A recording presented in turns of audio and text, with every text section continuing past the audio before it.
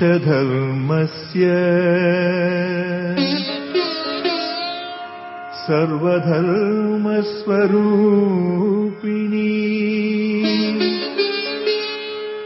अवतारवरिष्ठाय रामकृष्णाय ते नमः। रामकृष्णाय ते नमः।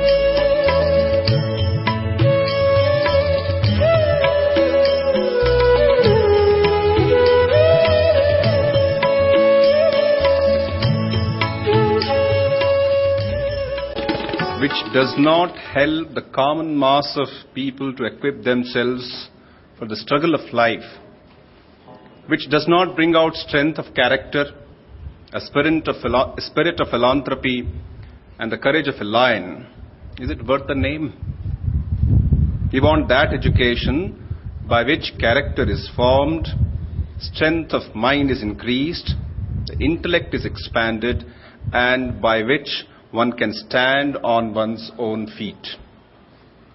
This is what Swami Vivekananda had to say about the true purpose of education. Swamiji further said, every successful man must have behind him somewhere tremendous sincerity, tremendous integrity, and that is the cause of his signal success in life. Dear friends, we are now happy to introduce a shining example of this Swamiji's message, which we just now read out. Sri Sharat Babu from Chennai. The story of Sri Sharat Babu's life can be inspiring to any aspiring young man and woman. Born in Chennai and brought up in a neighborhood slum in North Chennai, Sri Sharat Babu had to work hard against all odds to complete his higher secondary education. He did his bookbinding work during the summer vacation and saved money for his school fees for the class 11 and 12. When he got plenty of work, he employed 20 other children, and all of them did the work together. That was his first real job as an entrepreneur. His mother cooked in a government school for a salary of rupees 30 a month. So she sold idlis in the morning. In the evenings, she taught at the adult education program of the Tamil Nadu government.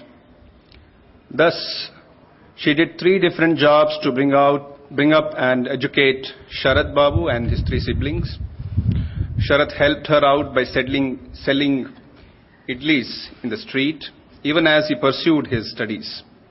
He wanted to see that his mother's sacrifice does not go waste. Hence, after his engineering at BITS Pilani, which was a bold step in his life, and it meant paying his fee by marking his sister's jewelry, he went on to do his MBA from IIM Ahmedabad. He was offered the salary of US $185,000 per year. But declining all offers, Mr. Sharat took to the road less traveled and decided to put into reality what he believed in. He started a company under the name of Food King Catering Services. This was his token of gratitude to his mother's determination to educate him and the hardships she underwent. He started the catering business along modern management lines. The first outlet of this venture was opened at IIM Ahmedabad, the place where he studied. Sri N.R. Narayan Murthy of Infosys admiringly inaugurated his first catering unit, while Mr. Sharat's mother shared the dais. Overcoming all obstacles such as paucity of funds, lack of skill in conversing in English, and temptations such as large salary and let going his dream to be an entrepreneur. Otherwise, Mr. Sharat Babu is a shining example of what hard work, sincerity and determination can bring about in life. We welcome Sri Sharat Babu and cordially extend a hearty welcome by presenting a bouquet and memento to him.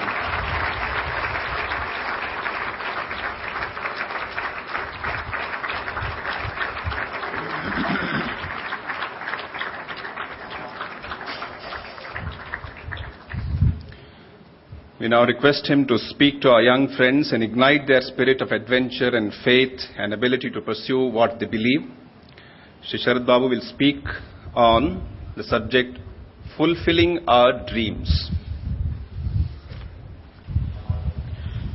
A very good morning to respected Swamijis, respected elders, Respected friends, first of all, I would like to thank Ramakrishna Math Pune for having inviting me here to address a gathering of around 1,000 youngsters.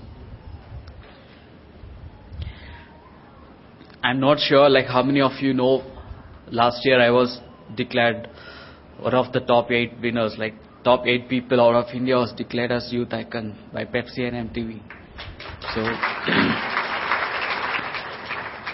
I think I have the responsibility coming from that also to address as many youngsters as possible and just share my thoughts.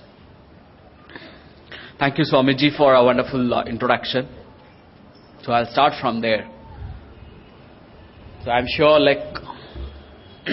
we all have some kind of, we are living, right? We all have some kind of goals, some, we don't know where we are.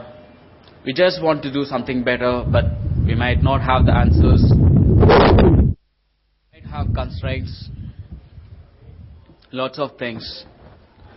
I will share my personal experience for some time.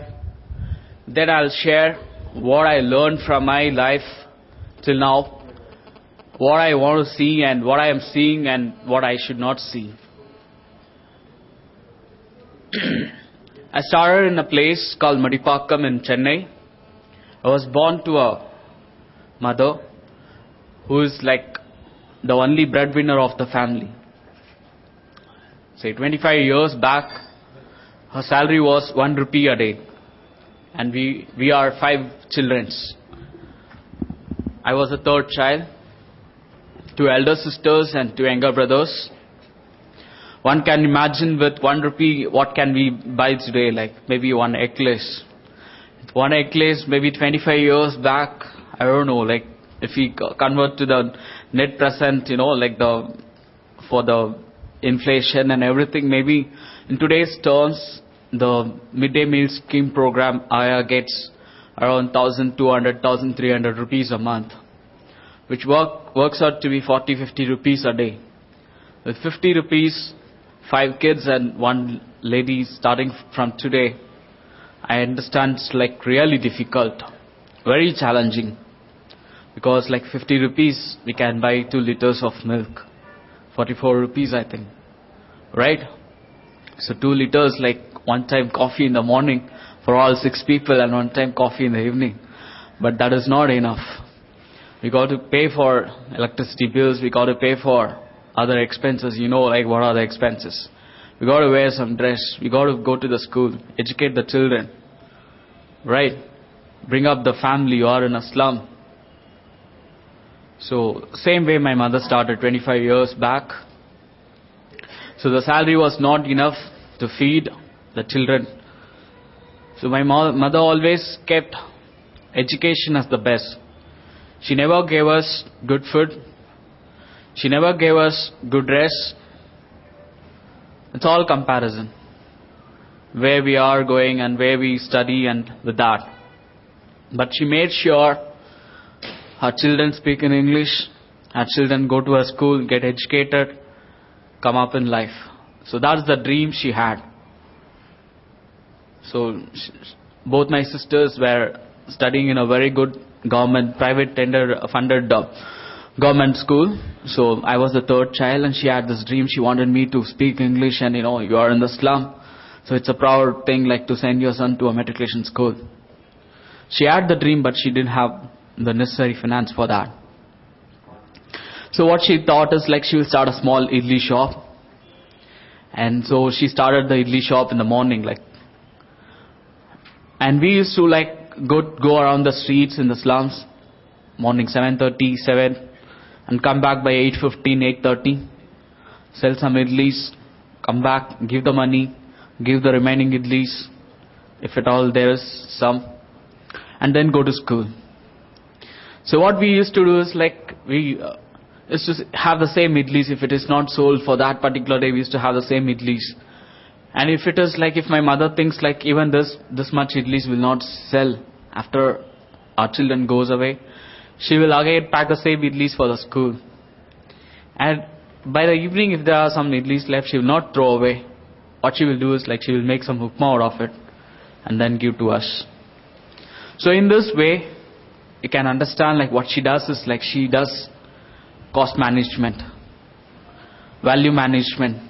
For that particular day, three times meal, she doesn't have to cook.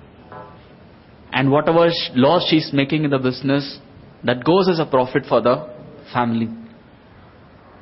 You understand my point? You get it?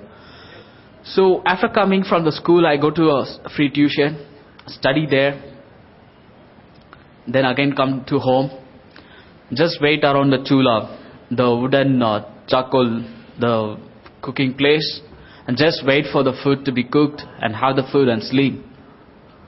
So till 6th standard, as I told, like I studied in a matriculation school. It's like people mostly from middle class families study there. So every functions, their parents will get them good dress, good pen, good pencil, good everything, like good food.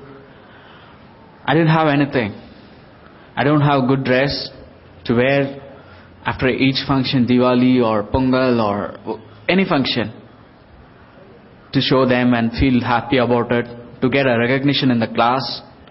I didn't have proper food to take and share my happiness, like my mother cooked today this food and like this ghee dosa, why don't you have? No, I didn't have it. But when I studied well, I got the recognition in my school. They told he's the first rank holder. So I thought, let me get the recognition at least in this. So earlier part of my life, like till 6th standard, there was no dream. But it was like kind of just understanding life, what it is like, In 3rd standard, I was made, like right from 2nd standard onwards, like my mother fault in paying the fees. So they'll ask me to the teacher on 10th of every month, she'll ask me to stand outside. So I'll question myself, I'm a good student, like why am I made to stand outside? It's a normal question, right? If you are a first rank student, your intensity is like, that is the only recognition, that's the only worth you create in the class. But you are made to stand outside. The natural choice is like to tell that you have made me to stand outside, I'm not going to study. The natural choice is to go home and tell mother like you didn't pay the fees, like they made me to stand outside, sir. That's the natural choice, right? But I just question myself, like I'm standing outside today, I'm a first rank holder. Is it my mistake? Why I'm punished? The answer came no. Is it my mother's mistake for having dreamt to make me study in a better school? Or for having not paid the fees? Is it her mistake? No. Is it the teacher's mistake who asked me to stand outside? No. Where is the mistake? There is no mistake. It's nature. You are born somewhere. In a poor family, it's nature, it's given. But you got to do better even under this situation. You get my point? So I just told, right now what's important? We understood what's the problem, but what's important? Important is to again score the first rank. For that, what is important? To listen to the class. That is important. Whether we stand outside, whether our legs is paining, or there is humiliation, is that important? No. I just told myself, is it necessary to sit inside and listen to the class? No, it's not. Is it possible to stand outside and listen to the class and again score the first rank? I told yes, it is possible. Just concentrate. I just concentrated telling this. Even though other people might think I'm being punished, I'm being made to stand outside. But I'm not listening to that. I'm just focused. Again, I studied well, scored the first rank. So, I used to think like, especially my 2nd rank holders, 3rd rank holders, I'm sure little bit, oh, he's made to stand outside, maybe he's not listening to the class. Next time we'll like just score the first rank. No, I'll not give up. So till 6th standard this used to go, and as I told, like we used to sit around the cooking place and wait for my mother to cook the food. what she used to do, like out of the sales of the idli, a part of it she used to keep for the next day raw materials, to purchase the raw materials, and part of it is the running food costs. Rest of the whatever she works in the midday meal scheme program, she spends for the education. So at the night, there are lots of times, like many times in the night, we lived in a hut. I lived in a hut till 10th standard. So night time, whenever there is a one kerosene lamp, and in that kerosene lamp my mother used to have lots of water. It sounds like really very lots of water, large quantity. I used to think like she's really liking water. So yeah, okay, she's liking water, so she's drinking so much. But when I matured after 6th, I found that it's not because of she likes water. It's just because of just to feed us. She feed us every food, all the food, and then like she fills her stomach with water. I think only a mother can do it. I asked the question, why she's doing this?